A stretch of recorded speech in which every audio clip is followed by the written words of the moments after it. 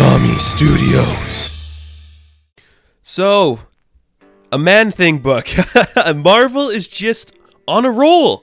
You know, they did Taskmaster, then they did US Agent, they got a Beta Ray Bill book coming out, and now we are getting a Man-Thing book. So this is Avengers, Curse of the Man-Thing by Steve Orlando, who I do believe is on the cusp or is in the middle of doing a bunch of stuff at Marvel.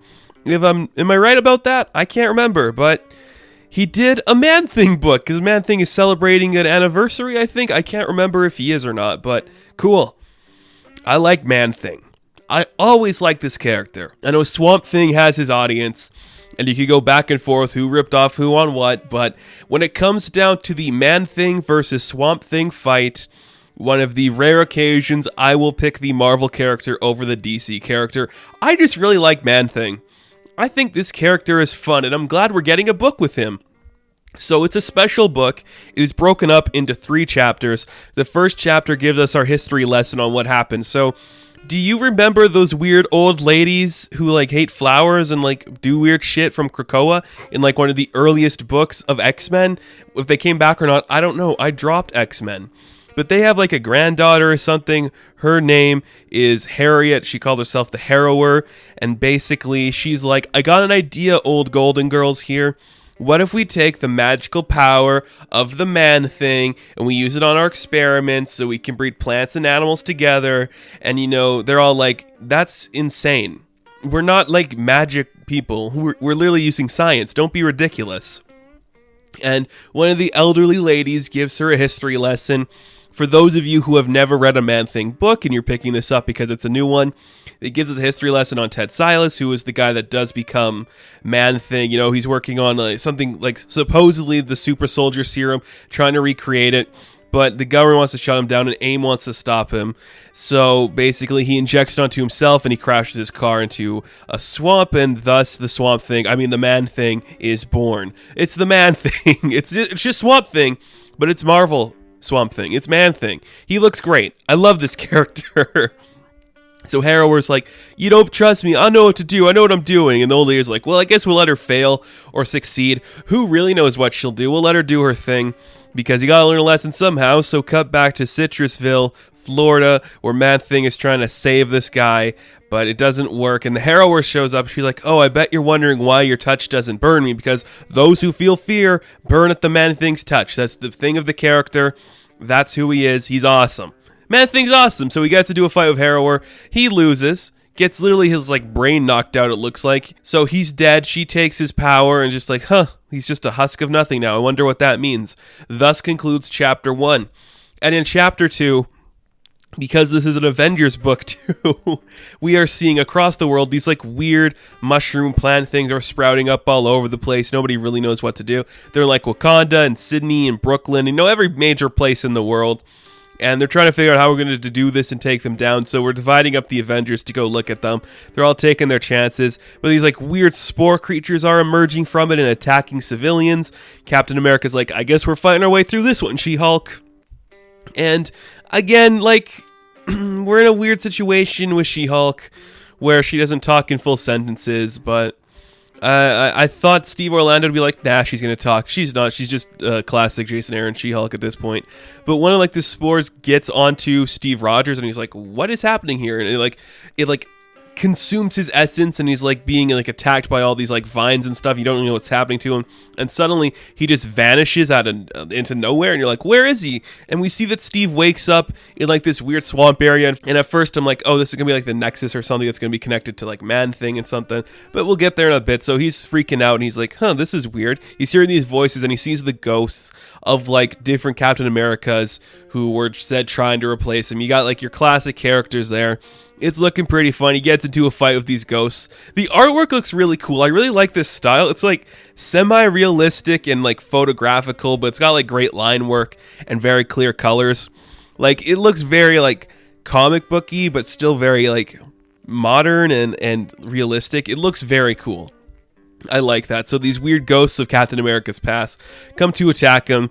He takes out 2 of them. Then there's like the McIntyre guy who I don't even know. I guess he was like experimented on before like Steve became the actual Captain America. He takes down that ghost and everything's good. So because some like random guy comes to help and he's like, I don't know who you are, dude, but thanks for the help. So they're done. And he's like, this is great. All of these evil Captain Americas are defeated, and we see the battle raging on with the Avengers. They're like, this isn't good. How are we going to do this? It might be the sun that stops it. Carol has this idea that they're trying to get to the sun because, you know, photosynthesis and stuff like that when it's plants and things. You get it. It's Empire again.